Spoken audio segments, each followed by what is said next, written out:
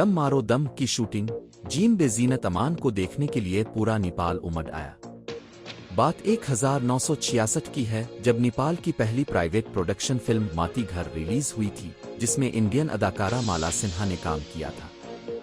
इस फिल्म का एक गाना बहुत मशहूर हुआ था। ये नेपाली गाना लता मंगेशकर ने गाया था और इस गाने के बोल इस वक्त के नेपाल के बादशाह ज्ञानेंद्रा ने लिखे थे।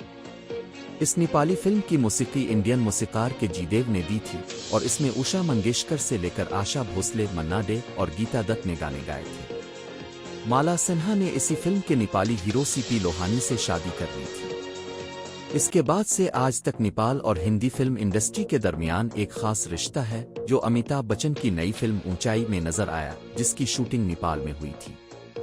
लेकिन इस रिश्ते को समझने के लिए माजी पर एक नजर डालनी होगी।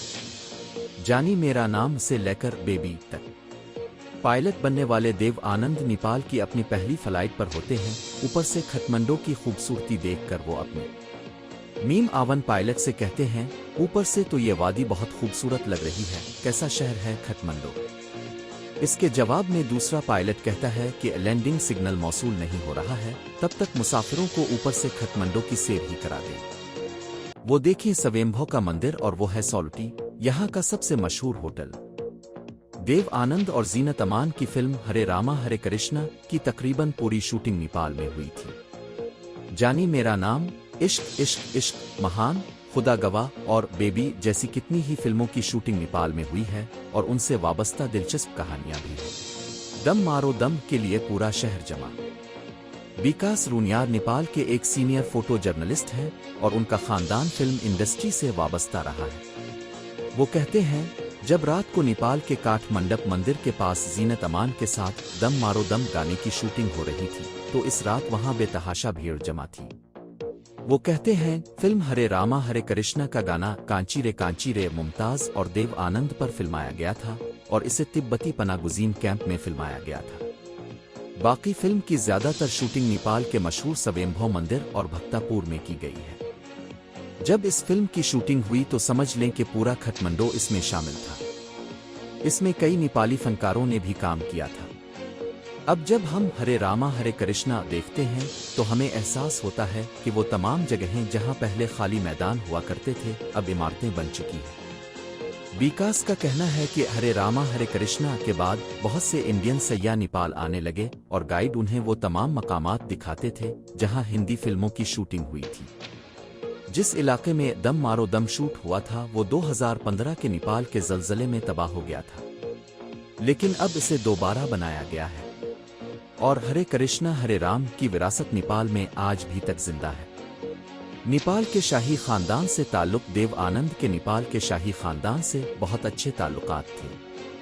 इन दिनों किंग महेंद्र नेपाल के बादशाह थे और जब देव आनंद को हरे रामा हरे कृष्णा का ख्याल आया तो वो फौरन नेपाल के बादशाह से मिले और उन्हें फिल्म की कहानी सुनाई। उन्होंने कहा कि ये फिल्म सिर्फ नेपाल में ही बन सकती है।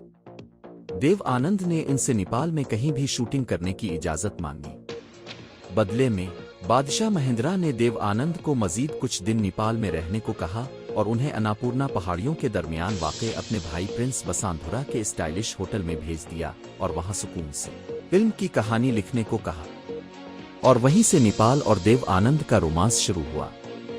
देव आनंद ने इसके बाद हरे रामा हरे कृष्णा में खूबसूरती के साथ नेपाल के मुख्तलिफ मंदिरों, चौराहों और मीलों को स्क्रीन पर दिखाया। हरे रामा हरे कृष्णा की कहानी नेपाल में कैसे मिली?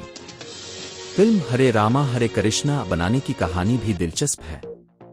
कहानी 70 की दहाई की है। देव आनंद अपनी 1970 की फिल्म प्रेम पुजारी की नाकामी के बाद अफसुर्दा थे और नेपाल में थे। इस फिल्म का स्क्रिप्ट लेकर वापस इंडिया आए और ये फैसला किया कि उनकी फिल्म की शूटिंग अब लंदन या पेरिस में नहीं बल्कि खटमंडो में होगी। देव आनंद ने अपनी किताब रोमांसिंग विद लाइफ में लिखा है, मैं खटमंडो में था और एक शाम में अपने दोस्त के साथ दी बेकरी नामी एक अजीब जगह पर गया जहां रात को हिप्पी जाया करते थे। इन दिनों नौजवानों में हिप्पी बनने का जुनून था। गांजा, अफयूम पीना, मजे करना, सिगरेट के धुएं में मदहोश होना फैशन समझा जाने लगा। वहां गिले में गेंदों के हार पहने एक दूसरे का चिलम पकड़े आसमान की तरफ देखते ये हिप्पी नजर आए जैसे मुराकबा कर रहे हों। ये एक फिल्म का साका मंजर था। इन सब में मेरी तवज्जो एक भूरे रंग वाली लड़की पर गई। इसका कश्मा ज़ैन पर गिरा हुआ था। वो अचानक बोली, बाब मेरा चश्मा। यानी वो इंडियन थी।